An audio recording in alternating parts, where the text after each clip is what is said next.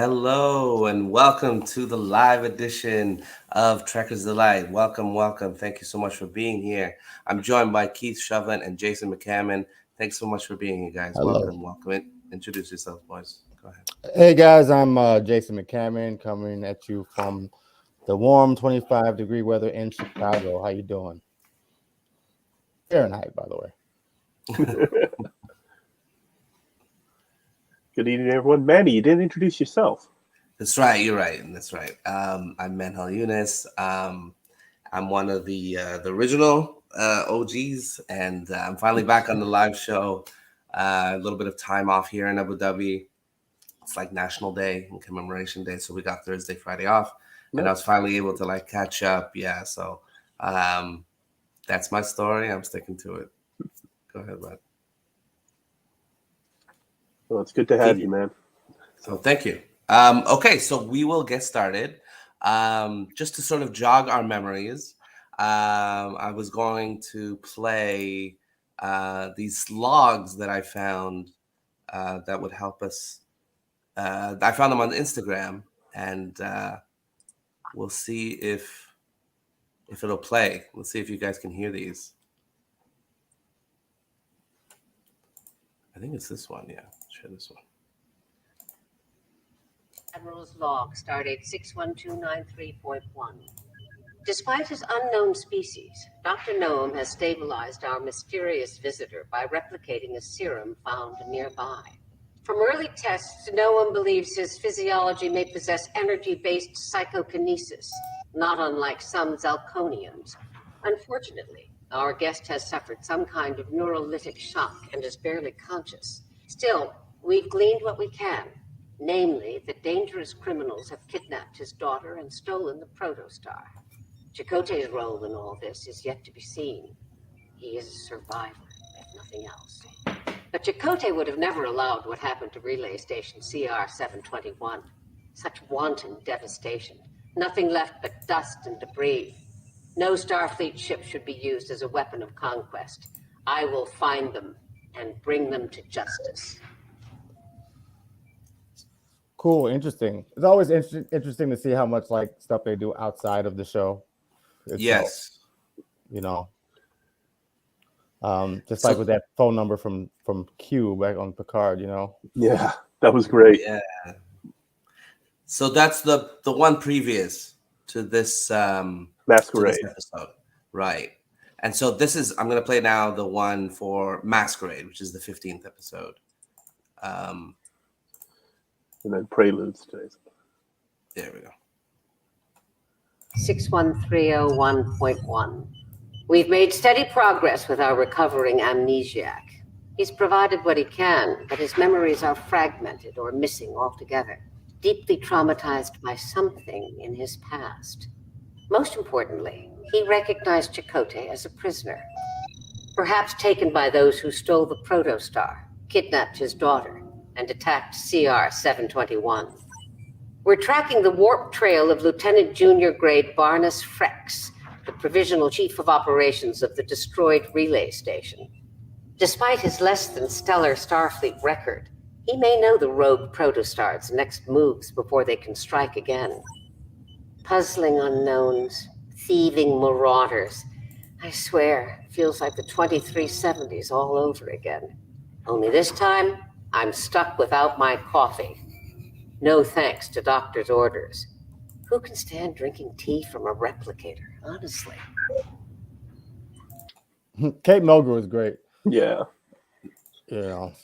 You can feel the disgust in there when she talks about drinking tea.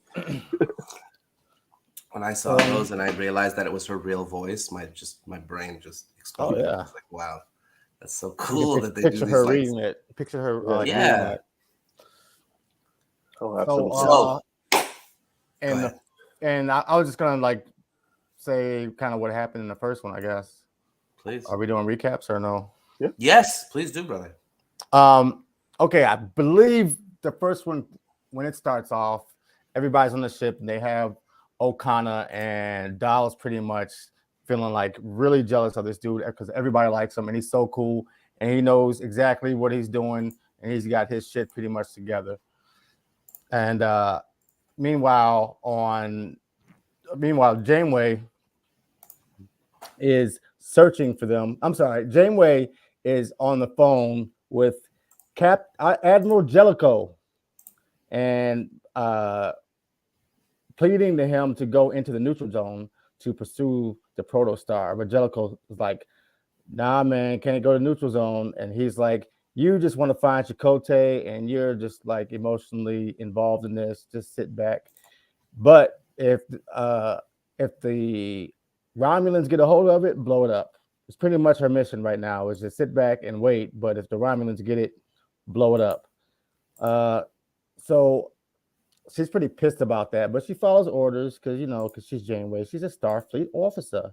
So then they go the protostar. They take the protostar to an outpost in the neutral zone for repair. Did they go for repair? Or they went for shore leave. Both actually. And they find a doctor named Dr. Jago. Jago. Yeah, Dr. Jago. And being outside of Starfleet Federation space, they don't have to follow the guidelines of augments, biological manipulations, DNA manipulation, that sort of thing. So she first of all, she runs Dow's DNA and she lets them know that, dude, you're just a petri dish mutt, basically. You are an experiment by no other than a Soong. How many of these guys are there in the galaxy? Well, these are proteges of Eric Soong, the one we saw in the 4th season of Enterprise. Yes. Not Soong specifically, but people that followed his teachings. Yeah, that was his work, basically. And then, so basically, he's just a whole bunch of alpha quadrant mess of mutt, and he's just like Vulcans and Klingons and humans and all this, a whole bunch of different species is all thrown together, and he doesn't have a mommy and daddy, and he's very unhappy about that. But she's like, but yo, dude, I can make you better. Like, I guess Stargate. Come try out. I can make you better. And they're like, and he's like, nah, we're not doing that. But then when everybody leaves, Dow's like, yeah, hook me up with the extra super deep DNA. So she basically messes with his epigenetics. It's like, well, you got the DNA. I'm just going to mess with your epigenetics a bit.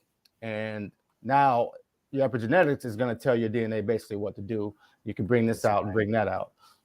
That's right. So he does that. Meanwhile, the Romulans are on their trail looking for him.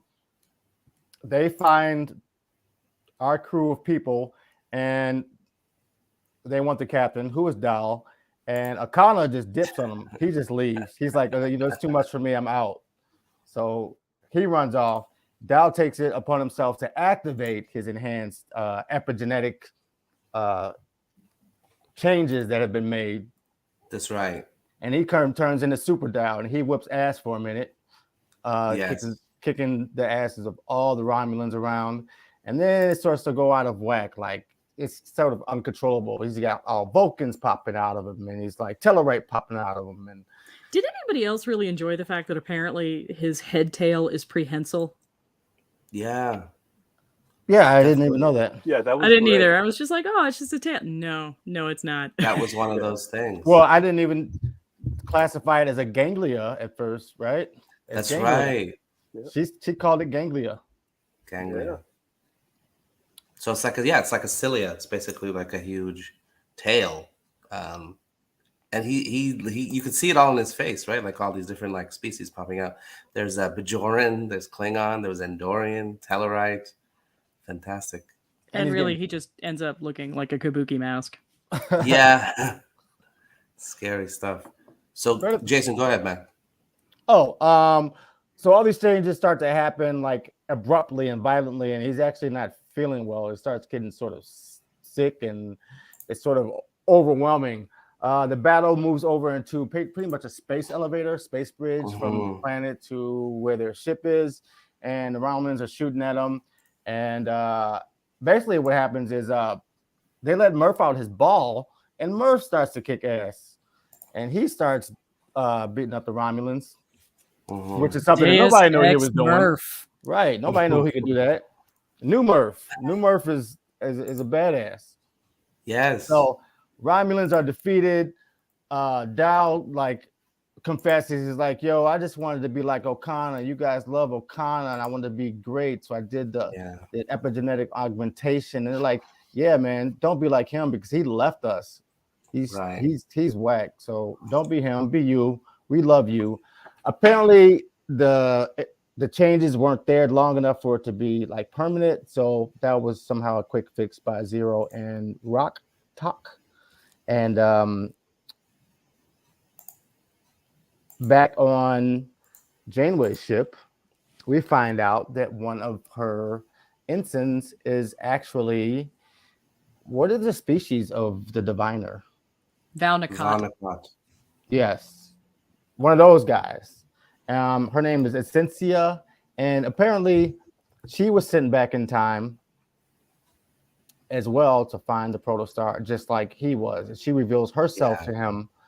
We don't find out more about her until the next episode. You're just kind of left with, ooh, she's one of them, and what's going to happen next? Apparently, she might be Gwen's clone. I read that somewhere, but I don't remember seeing that on the show. No.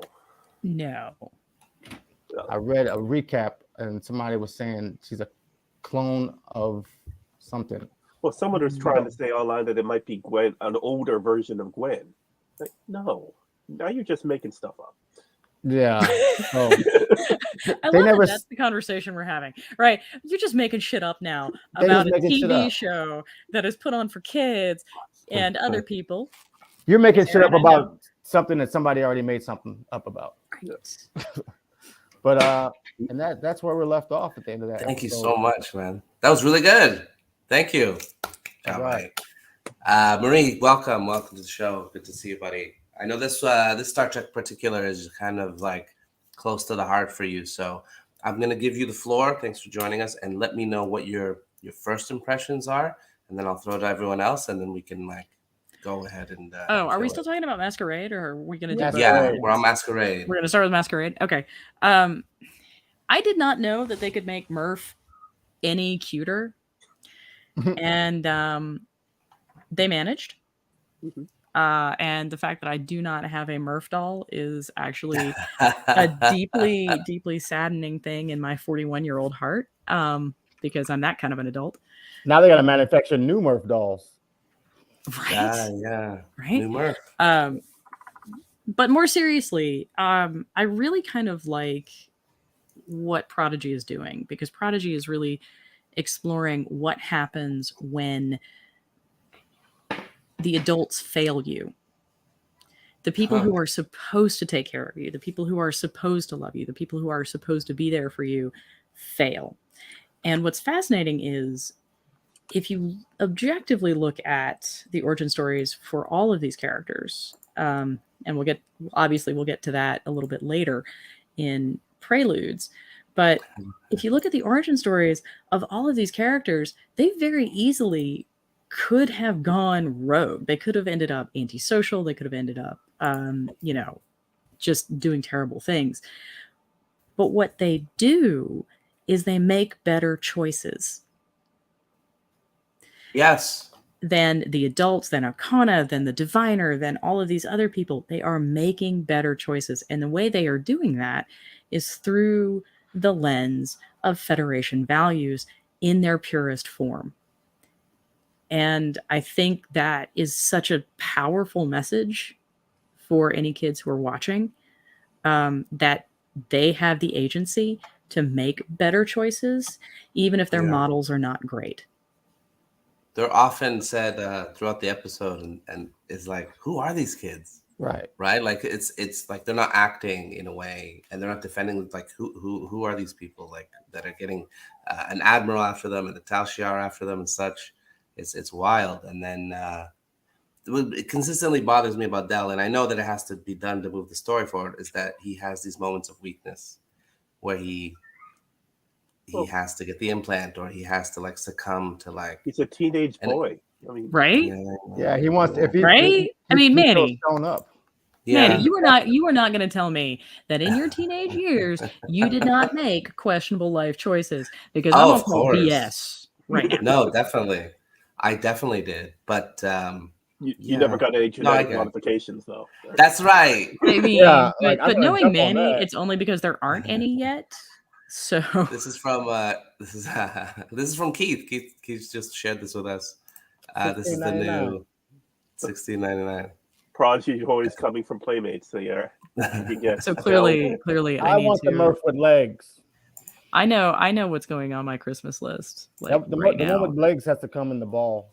Just Yeah, just as a brief aside, speaking of Christmas gifts, I ended up with the Sharper Image catalog, and my Nice. kids are flipping through it and they're looking at all the really cool stuff, and then they come up to the personal massager section, and I'm like, can someone tell me when that became like a catalog thing with the Sharper Image? Like, that was confusing for me. I've only Well, ever as heard long about as it. as long as it has a silver look to it, it belongs in a Sharper Image. Like that plastic. This was not silver. This was not silver. This was not subtle. It was hot pink. Wait, did you say personal massager or did you say personal massager? I believe the air quotes were very much in play. Okay. And my kids are looking at me going, "Wow, this pink is really pretty." And I'm like, "Sure is, Matt. Sure is." Was it one of Oh. these? No. And it just suddenly became that kind of show. And that's my bad, guys. I don't know anything about the Sharper Image. I just know it's like one of those things I hear on television. Oh, really? It was like Or really. the Sky Mall or something like. It's like the coolest. Oh. The coolest store, like when it first came out. It's like Sharper. To be fair, he's not wrong. It's very much like Is it a it's brick very and much like mortar? Sky Mall. And I Yeah, kind of feel like the brick and Sharper mortar. Image and Sky Mall and all of those things are kind of like the 21st century equivalent of these random outposts that we've seen both now in Picard and now in Prodigy, because this was, I really felt like in Masquerade, wherever they were, felt like the Prodigy G-rated version of Free Cloud. Yes. Yeah. Agreed. I'm putting my feet like on the vent because I'm cold. Sorry. Nice. That's fine. I have a fur stole. Oh, that's nice. Well, it You're- was you're a fantastic different- episode. You're in a different setting today. I am. It's very Firstly, I want to be further away from the twins' bedroom so that we can possibly get through this without hearing them. And then secondly, my computer has decided that it hates life and is possibly committing seppuku in the other room. Got it. It's so I dramatic. cannot win. I cannot win. This has been possibly the worst 2 weeks of my life. Rough. Sorry, Marie. It's rough, buddy. Oh, it's fine. And you have like a futuristic like computer, right? Like it's a nice one. Yeah, no, it is. It's an Alienware Ryzen. Like, it should not be doing this. Mm-hmm. That's crazy. That's crazy. Yeah. So yeah, Prodigy.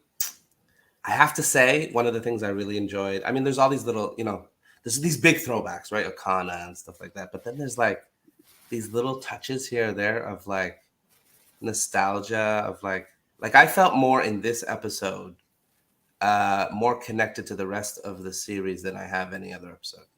Like this one for me felt like it was actually in the same world. I've been trying to brain box in my head, how am I seeing these different species? Like it's almost like they've made the Alpha Quadrant and Delta Quadrant like way closer than they should be, because there's back and forth between these species and stuff. It's crazy. I've been wondering Like about the Kazon. But to be fair, Preludes actually addresses that, and I'm really, really glad that we finally get a little bit of understanding about how that works and what happened. Okay. Do you want to take us through Preludes? I mean, I can certainly do that if we want. Please, yes. I feel like I've been talking a lot, so my bad. Well, all right, so Preludes. Preludes, as you might deduce from the title, is where we're going to get everybody's backstory that we haven't already gotten. And by that, I mean we get Rock Talk and Zero and finally Jankum Pog. which was kind of amazing. So Rock Talk is, and this is just heartbreaking, guys. This is heartbreaking. Rock Talk ends up an interstellar WWE contestant, right? Or whatever it is these days, where she's basically in the fighting pits and they're pretending to fight, and she's kind of, lonely because she still can't communicate with anybody. But she's discovering that it's hard not to be the hero, and they've set her up as the monster, and she's not. So when she breaks out of that mold and takes a little bit of her agency back, she gets sold. She becomes useless. She gets sold to the diviner because, clearly we're dealing with an awesome location. So that's Rock Talk. For Zero was floating happily in his collective, exploring and experiencing everything. And then the Kazon minions of the diviner just nab him, her, them. Pick your pronouns. Then we get to Jankum Pog. And Jankum Pog is another one of those that's just kind of heart-wrenching if you think about it. There's a brief line where he mentions that pre-Federation Tellarites used orphans for long deep space missions. Yes. Yeah. So we already know that Jankum knows he's an orphan. We already know that he's being used somewhere akin to like slave labor and child labor, if anybody got that impression, because I did. Well, who's building these ships that fall apart and have no means of fixing themselves? Well, if you think about it, though, pre-Federation, Jankum is old. Yeah. Right. He's 300 years old. That's why all of that stuff was breaking down, is because it's pre-Federation. So this is hundreds of years old now. That he's. Well, I don't know if he's old have been floating through space. I don't know if he's old or if he's just been asleep for a long time. Well, absolutely, but like the point is, launched a long time ago. Yeah, right. Yeah, that's what I'm saying. So everybody Jankum possibly could have known is already dead, and he knew that coming in. Something happens with the sleeper ship. I can't remember if I think it encounters another ship and just kind of like gets damaged. Jankum wakes up. He got hit by a meteor or something. Yeah, there we go. And there was a wrench. There was a wrench on an I-beam above them or something. Yes. Right. I mean, really it's clearly insane because, welcome to Star Trek. So something happens to the ship and Jankum wakes up and, the worst version of Dreadnought is there waiting on him and is constantly saying, hey, state your name and what's going on. So that's where the Jankum Pog in third person comes from. Right? So it's Jankum Pog needs to go fix this. Jankum Pog needs to go fix that. Jankum Pog needs to go fix this other thing. Nice catch. And then the robot eventually informs Jankum Pog that there's not enough oxygen for all 30 occupants of this ship to survive and reach their final destination, which means Jankum has a choice to make, and the choice he makes is incredibly selfless. He gets in an escape pod and floats off into the ether, and that's what he's sort of gets captured and turned into a slave.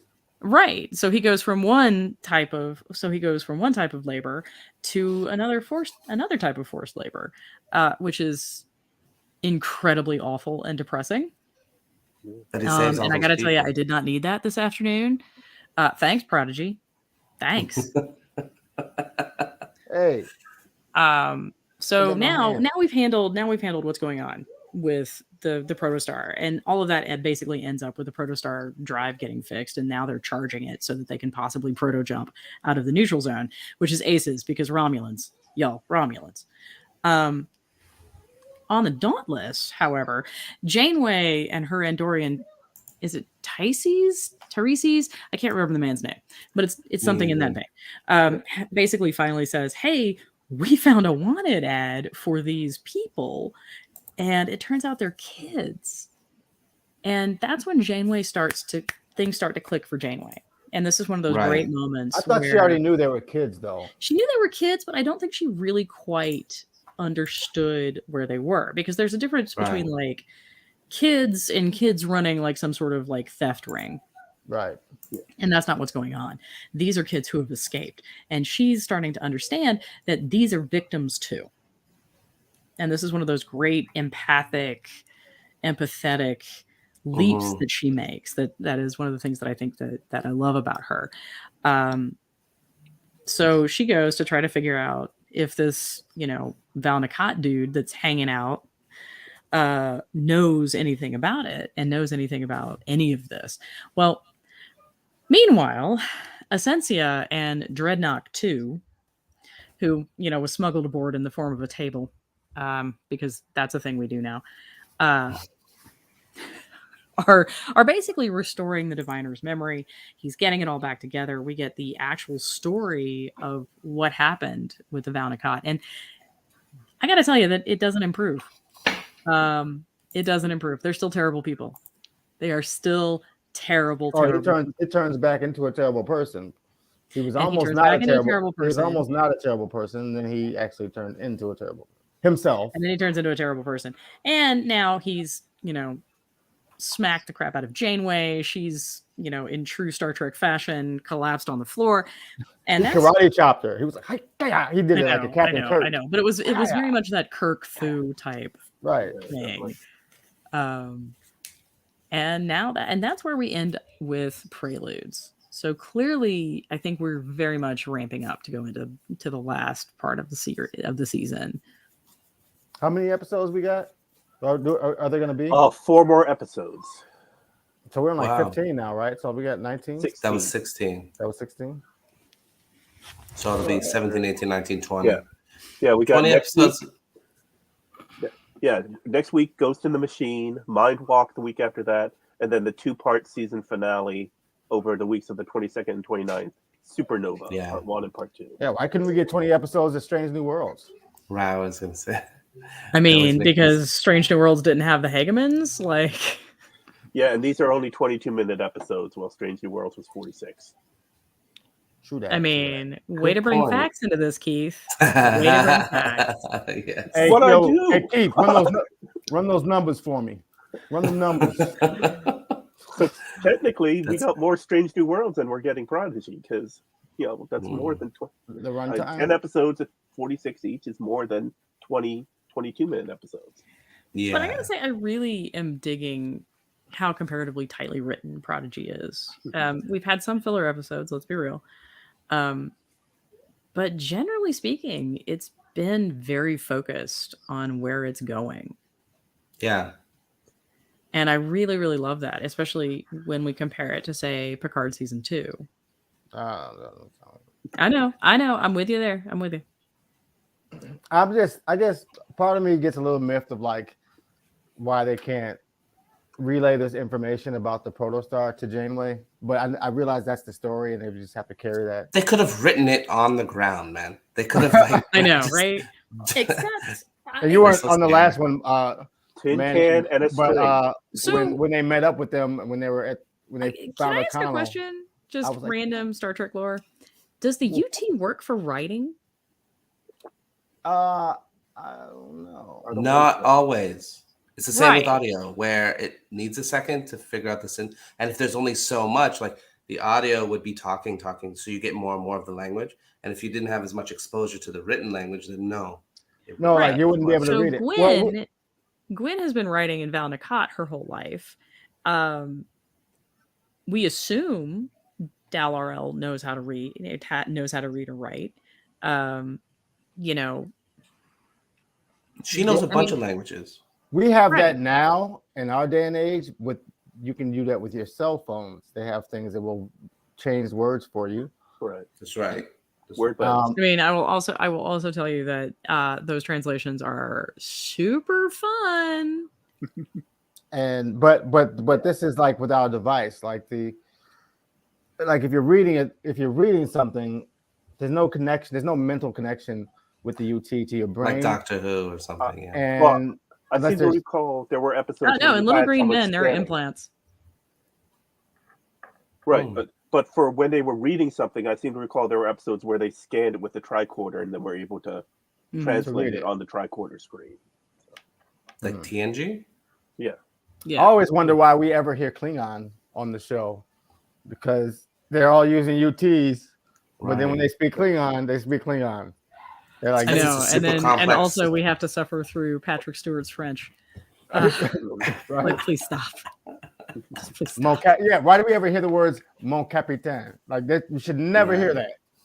Well, but to be fair, I really believe that Q would override the UT just to be an ass. Oh yeah, definitely. Oh yeah. Maybe. So I am 150% behind letting John Delancey just destroy that term, just to irritate everybody, because you know that's what's happening, right? And John Delancey was Q. It's a good point, though. Like, how are they all communicating in a written fashion? Right. Yes, absolutely. Right.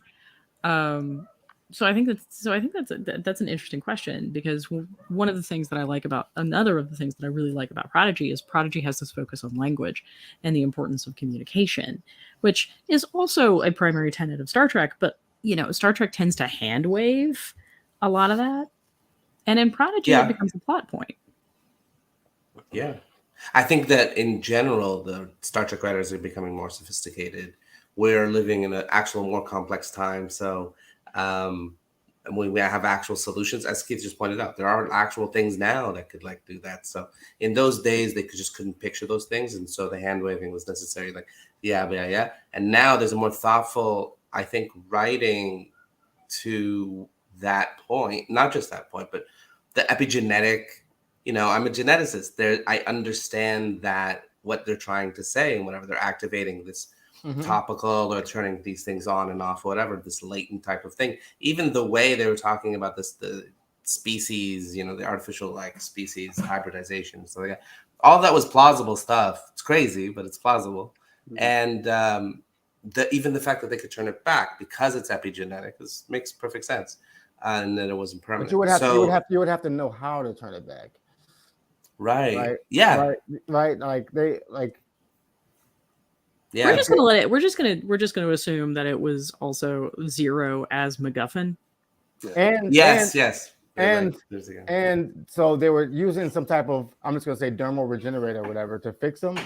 But if you actually fix them, you have to fix the epigenetics, and that would have changed him anyway. You should need a dermal regenerator to fix that. It reminded me of the episode of Voyager where Neelix and Chakotay and a bunch of the crew, they were turning their genetics on and off for their ancestors, and they one, he started to smell bad and he looked really old and stuff that. Yeah. I'm really glad you went with the Voyager episode, because there's another episode where they do something similar and it's heinously bad. And TNG. Are you talking about the Salamander? Yeah, Genesis, I believe is what it's called. Yeah, some season Next Generation. Yeah. Hey, Michael. Hi, Michael. Hey. Hey, Mikael. Also, does anybody else? I have to admit, this episode made me sort of care about Chakotay, which is something that never happened at all in Voyager's entire run. Yeah. Because now I care, because Chakotay and his bird friend, I really want to know where they are right now. Yes, did you see the little bird guy? It was his first officer or something. So I had a conversation with somebody earlier, and I literally said this would be a perfect thing for them to release, kind of Chakotay and Birdman, or but the crew, in how they actually managed to send the ship back. It would be an excellent filler between the ending of Prodigy and the launch of Picard. And I gotta tell you, if we do not refer to this Birdman as Harvey, we have missed an opportunity. Well, they're still in the future then. Chakotay's got to be in the future, right? Yep. Yeah. Yeah, he's at least 100 years in the future is what they said. Yeah, stranded with the Vanakot. Right, with the Vanakot on a dying planet. What's left of the Vanakot, because they took all their ships and left. Can we talk about how terribly this is supposed to be a complex civilization and whatever, and they're just throwing everything on the Federation and blaming them and whatever, and their overly complex plan is to send a ship back in time to it's crazy, right? Am I off base here? That's always a complicated plan to send the ship back in time. It's that's what we'll do. Why they just couldn't find a sun? That was the real problem. Again, Right. Star Trek struggles to give us really good villains. Yeah. We're gonna get Moriarty back. Yeah. That's true. That is true. I am looking forward to seeing how they do that. Yeah. Hopefully I it'll read, be good. yeah, they're gonna bring Voyager and DS9 elements. Hopefully That's it'll be the NGO. smart. It'll be very smart, a smart season. Right? I think we're merciless in that we like good writing, because honestly, it's an embarrassment of riches. We're all like arguing over which newer Star Trek we like, or we like don't like this plot point or whatever. And yet for years we had a drought of nothingness, and now we have this just glut of things. And I gotta tell you, I love it. I love it. I love that I'm getting to complain. Like, this is amazing. 5 new seasons a year we have now. Yeah, but I think that just about all Trek that's coming out. I mean, I may disagree in that, like an episode. I think it's, it's pretty decent. Less Picard, which I won't go into it. But everything else that has come out has been like good Trek. Yeah. Except less Picard. I still let's just on Picard today. Let's just have hopes for season 3, and let's just hope it will be good. If they put oh my God, Geordi and Riker over it, but for some reason their real names are escaping me. LeVar Burton and Jonathan Frakes. Jonathan Frakes, thank you. But if they put them over it, I would be like, okay, we're just gonna sit back. We are gonna get a lot more Geordi. Well, they said Jonathan Frakes is in every episode of season 3 of Picard. One episode, it may only be for a minute, and he's in the background, but they said every single episode he's in. And Geordi's daughter, LeVar Burton's daughter. Yeah, 2 of them. 2 daughters, yeah. Yeah, it sounds like that retirement didn't go as far as Jonathan Frakes' plan, but it's okay. He's the new, he's just directing everything, man. His vision has become the vision, which is great. I like that.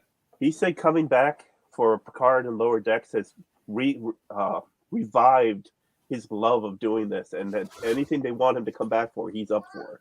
So that was every episode of Picard coming up. If it's a spin-off series after that, he's all for it. So yes, this is supposed to be a gateway. Now, what they've said is that Picard 3 will be a launching point for multiple series. The 7 of 9 thing, the Janeway thing, the new DS9 thing, and all of this is in the nothing's real till it's real. Right. I understand, but those ones are penciled in. I know pencils have erasers, but these are on the books. So is Star Trek Section 31. Yeah. And and Academy, right? Academy. Yep. Yeah. They have writing staffs, and So but I thought Section 31, the problem wasn't so much the idea, but the problem was to get lead actress, not Georgia, Michelle. Yo, thank you. I don't know why I'm struggling with the names tonight, but I thought the problem was her timing in filming was starting to Everything Everywhere All at Once. Yeah, well, maybe. I think that was. I mean, and the Netflix Witcher prequel. Yeah. Okay. He's incredibly high demand right now. Yeah, exactly. And I thought that was what was slowing down 31. Well, they were saying that on an article somewhere. You take what you will from what Kurtzman was saying. Kurtzman was saying it's a matter of the people that are going to work on 31 are all tied up in Strange New Worlds and Discovery right now. So they want one of those to end before they're ready to roll out with 31. Probably be Discovery. It'll probably be Discovery, yeah. We're coming up on season 5, right? They just wrapped season 5, yeah. Do you think we're going to get to the traditional full 7 seasons? I was about to say, my hope is for 7 seasons. I could see that definitely for Discovery, Lower Decks, and Prodigy. I could see 7. I think Lower Decks will keep going, man.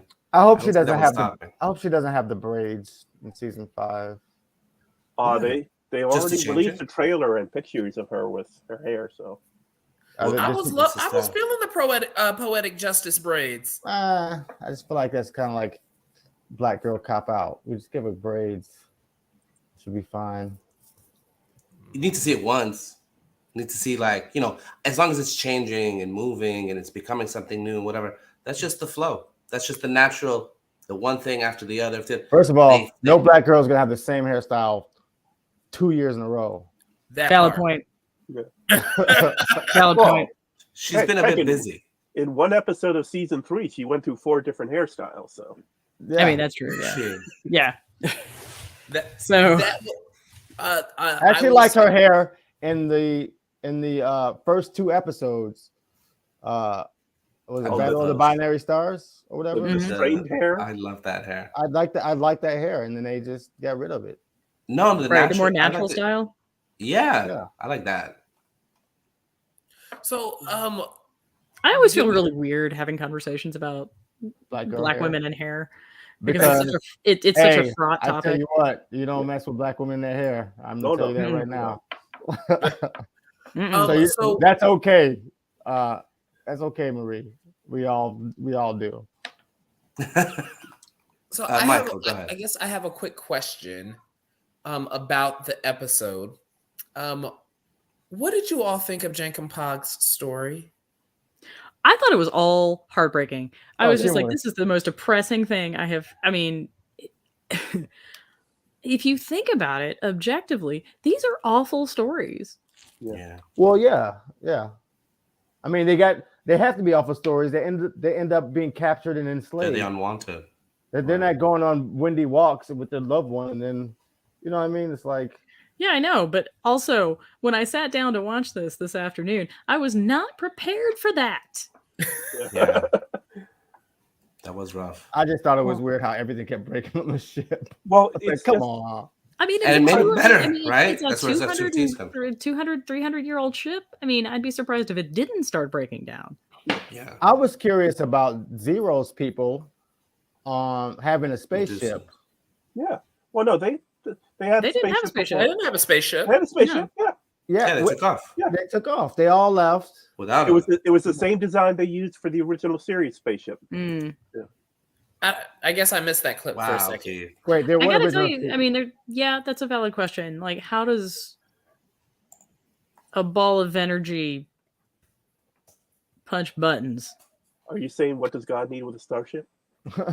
Oh, I think that entire line almost redeems that movie. Yeah, it does. It does for me. But yeah, it showed that they had a ship, and it was the same style ship they used in the original series, just as the ship for the Tellarites is the same design they used in Enterprise for the Tellarites. Wait. Yeah. What do you mean? I guess I missed that. What do you mean same ship they used in the original series? Which ship? And did anybody else cotton on to the fact that like the Kazon are wearing Spock's magic terrible 3D film? Yeah. When they capture him, like you have to have this magic film in order to look at the Medusans. Can I just say I did see that. I hate the Kazon more in this one episode of Prodigy than all of Voyager. Really? The Kazon were worse in this episode than every appearance in Voyager. I just don't understand why there's Kazon at all. I just don't understand the Delta Quadrant, and they are the budget combination of Cardassians and Klingons. Yep. But my thing is, were they just wandering around the Delta Quadrant like somebody come lead us? Like Kazon or like the Medusa? Yeah, because I mean, they're just essentially like mercenaries, but like before they at least had some type of like leadership structure in Voyager. Yeah, but like it was distinctly like almost tribal in that you had those independent groups, and the independent groups were then then had the option of going on and engaging in nefarious activities, because at no point have we seen a Kazon be like, I'm going to deliver relief supplies. Right. I mean, does this take place in the Delta Quadrant? Is that what you're saying? Well, are we in the Delta Quadrant? Yes. I didn't know that. Well, no, we're not in the Delta Quadrant now, but we not now, but like back when they were, Tars Lamora is in the Delta Quadrant. Okay, I never realized. Okay, isn't that far from? I'm with Jason on this. Like, why does it seem like they're going back and forth so easily between the Alpha and Delta Quadrant? It's a pain. Like, I don't understand. But they made it pretty clear they were on the edge of the Alpha Quadrant already when they destroyed the relay station. Still, yes. Starfleet, if you look at where Starfleet is, there's no way they can be going. The Janeway should be anywhere close. But she has a slipstream ship. But also, can we have a conversation? Like, apparently, J.J. Abrams moved the Enterprise to Vulcan in an hour. So, like,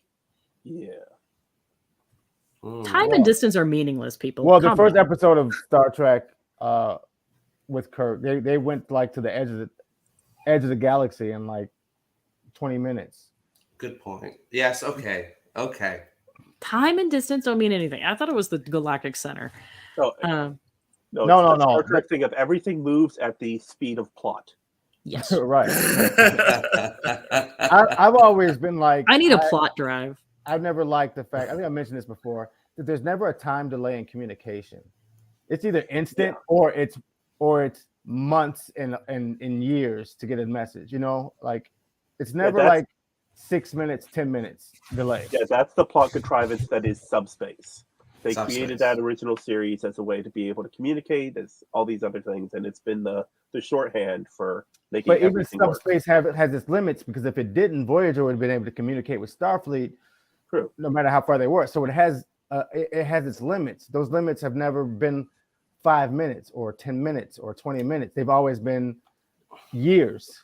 We get a little bit of that in Discovery, actually, like when they pass out of the galaxy. There's a whole conversation about how they're communicating with everybody else, and can they communicate with everybody else? And until they get to that point, there's a pretty serious time delay with their messages. I actually really liked that. I like that too. About that, how that season of Discovery wrapped up, because I thought that was like, yes, this makes sense, and you're using it to create plot. Awesome. I just like that Discovery ended by giving the crew a job. Wait, what? So nowhere in the past 2 seasons of Discovery has the main crew actually had a real job. Like after season 2, they were like, crew? Why do you need a crew? They're just going to be background characters. Season 2, they tried to develop them a little bit, but season 3 and season 4, they just stood around and like smiled. And with the exception of Deus Ex Owo. Yeah. True. Owo apparently can do everything. Right.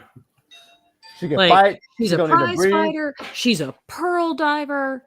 She don't need to breathe. Right. Don't get me wrong. I'm thrilled to see more of Owo, but I'm like, do you sleep? Right. Well, I always said it. They wasted so much story on Gray and that other person. Yeah, it was sort of half done. Yeah, I mean, they already had characters that they could have developed, but then they brought in new characters that nobody knew, and they decided to develop them. And it's kind of like, why would you? That's like having a whole TOS for 3 years and then bringing all new characters and developing a story of them when you wanted to know where Sulu came from this whole time. Yep. Yeah. Well, they've done that before. They did that with Next Generation. We found out far more about Ensign Ro than we found out about Geordi up to that point when she joined the cast. You don't know. You never really find out more about a lot about Geordi's life. Well, I don't think we found out a lot about Geordi's life, but we saw a lot of Geordi being Geordi. Absolutely. Which is different. Which is a bit different, yeah. He had stories, he had shows, and he had character. Whereas Bryce, he has no character, no shows, no anything, or anybody else on the bridge. Where is William to be confused by Bryce? Where is he? Well, it's just all looking at the way they structured the cast. In the original series, you had the 3 main cast, and then maybe sometimes Scotty. In Next Generation, all of 90s Trek, it's all ensemble. You have your lead, people, but it's 7 the people. entire. It's all ensemble. So you'll have an episode about Geordi. You'll have an episode about T'Pol. You have an episode. But they didn't do that with Voyager. Yeah, they did. I mean, I'm sorry, not Voyager. I mean, they didn't do that with Discovery. Sorry. Right, but Right. Discovery is Okay. not 90s Trek. We are What's all this on one board. thing? We are all on board, Jason. There's too much writing. There's too much writing of Mary Sue to develop other characters. No, what I'm getting at though is when they went to Discovery, they kind of went back to the model of original series where you focused on just a small section of the crew. It's Michael, it's Saru, it's Lorca, and Tyler, and then of course Lorca and Tyler were. Lorca was gone at the end of season 1, so then you get Pike. Then you get rid of Tyler and you replace Tyler with. Okay, I understand that if that was a format, but then they broke that format to develop characters we didn't even know or care about or want for the first 2 seasons. So if they're going to break that format, you break that format with the characters that we've already been seeing, not with some other new characters that you're just going to kick one of them off in a season. And I think that is demonstrated clearest with the absolute utter failure of the episode where Iriam dies, because there's no emotional investment in this character, and it's not necessarily anybody's fault, right? Like, I don't fault the actress for this. It's just we have not had the opportunity to develop a rapport, and you're like, okay, so she's a cybernetic red shirt. They acted like we have been following her story all since day one. They just threw it in there like we've just been following her all this time, and we're supposed to care that she dies. And just introduced her who she is this episode, and wanted us to care about it by the end of the episode. It's like, dude, and you're just sitting there going, dude, she's toast. And trying to I actually spent the entire episode trying to figure out how she was gonna die. Because I was like, I've seen this horror movie, guys. Like, I know where we're going. They could have spent like 5. They could have said, they could have wrote that and said, okay, you know what? We need to start this 5 episodes before this episode, and start plugging her into. But we don't get those. We don't get those episodes anymore where it's just like Data's Day or whatever. Like, I know Strange New Worlds is kind of trying to correct that and having more of those. Strange New Worlds doing excellent at.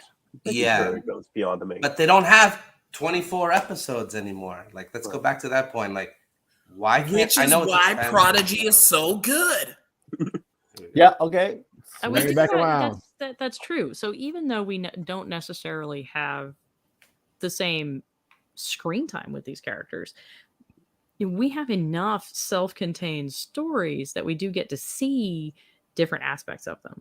Oh yeah, all of these characters are getting screen. I think all these characters are getting screen time.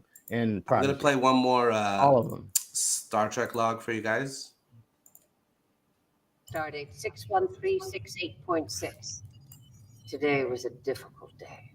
With the protostar in the neutral zone, we could not continue pursuit without violating our treaty with the Romulans. But it became clear the situation was not so simple. Rogue factions within the Romulan Tal Shiar were willing to do anything to steal the dangerous technology supposedly aboard the protostar. Admiral Jellicoe has ordered me to disable Chakotay's ship should it threaten to fall into their hands. Commander Tysus and Ensign Ascensia both proved bold in their counsel, but ultimately Starfleet's orders superseded. Enabling a war with the protostar's destructive potential is not an option.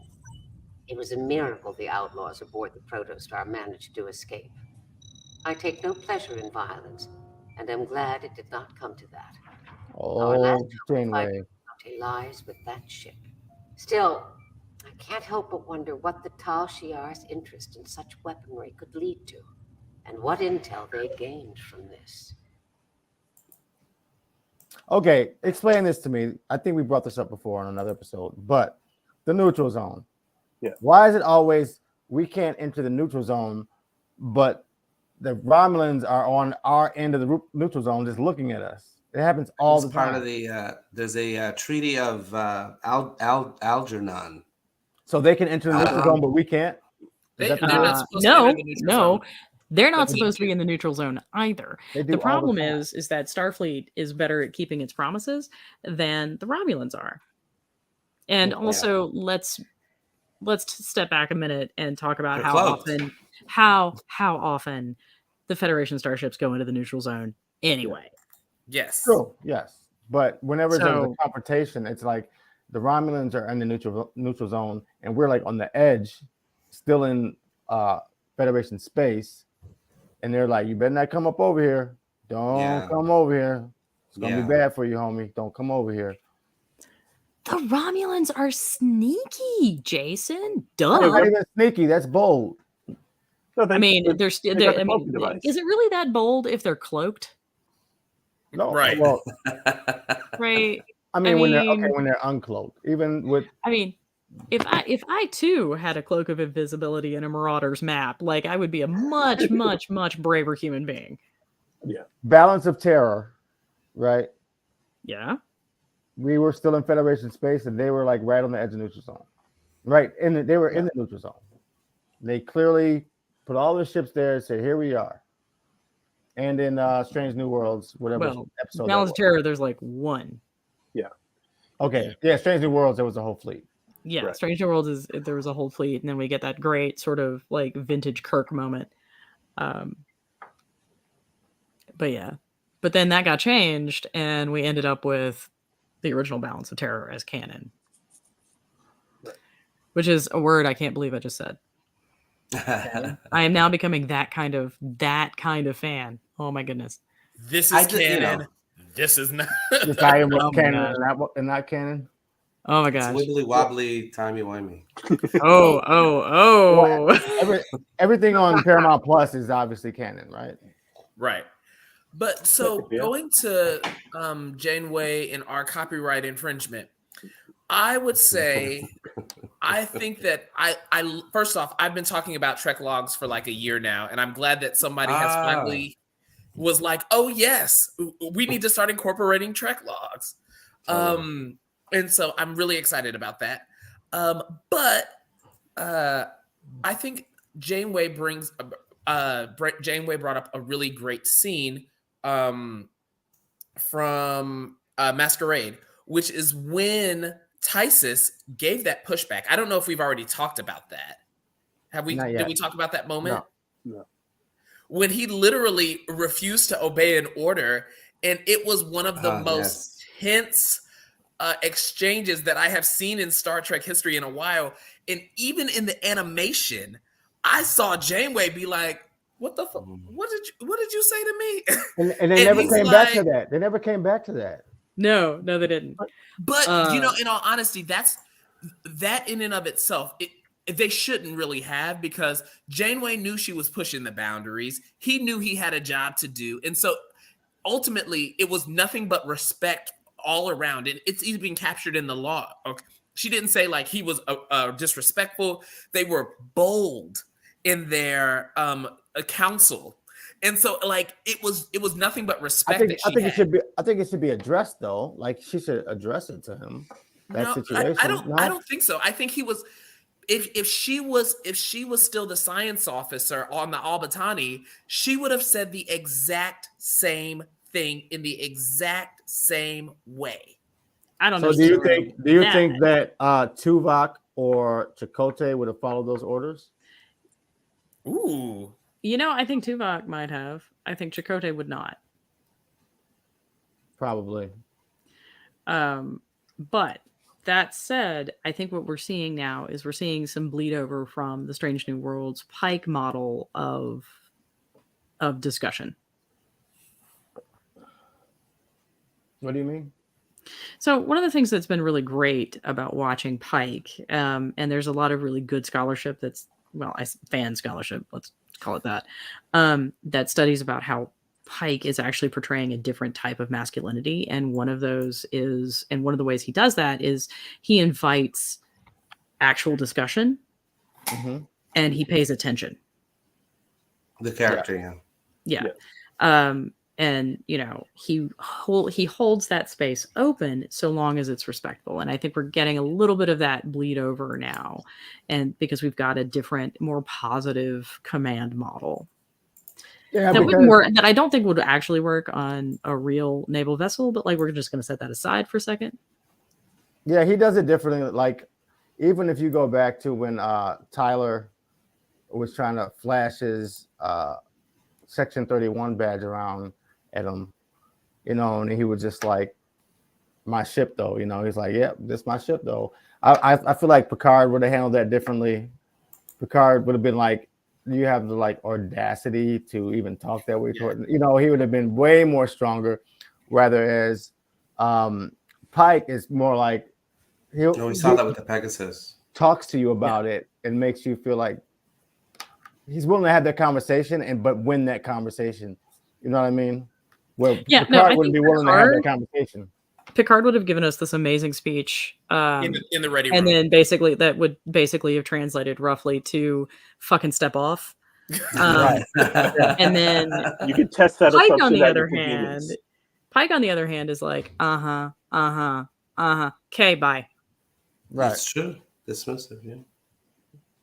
But anyway, we are reaching our hour mark, guys. We are, yeah. We had a lot to talk about, and that was fantastic. Almost didn't hear a twin. I do believe we do. I only said that because in the beginning you said without hearing. I know. I am on the other side of the house, and it is in fact not a thing. They've also learned how to open the gates, and so like my life is now completely out of control. Sorry, Marie, it's done. You're done for. I know, it's over. You all know what I want to hear. Nope, not doing it. Not doing it. It's what Marie hates. Not doing it. But I won't even do Masquerade. What do you all say what would you all rate Preludes? Ooh. Either 1 to 5 or 1 to 10, your choice. I give it a solid watermelon. What's your fruit scale? It is possibly somewhere between orange and dragon fruit. Oh. Both I don't juicy. like both juicy. So I guess I like oranges. So okay. This scale is ridiculous. I thought this episode was like good for everybody you, shout out. Okay, so Keith, a number. I just find it interesting that when everyone was telling their past stories, Janeway started talking about her dog.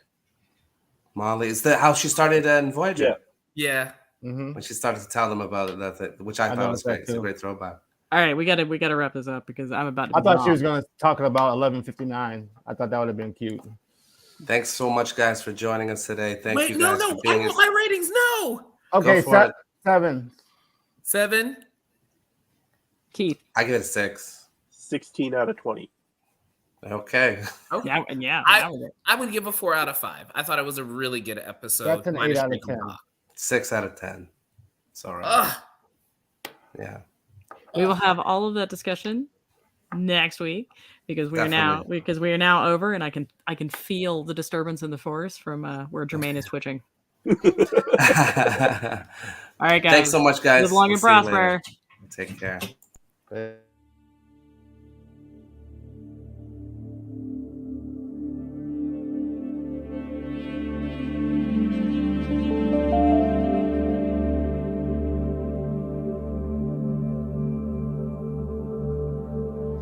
Absolutely. Yeah, I'm not going to ever say it on the internet. Yeah, never. Yeah. I'm sorry. Wait. There was a shadow of a church. Okay. What? William has questionable I didn't ideas catch about that what he one. puts. William has questionable ideas about what he puts on the internet. Oh, I remember that episode. Uh-huh. I remember that episode. Yeah.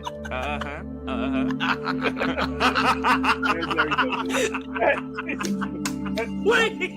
What?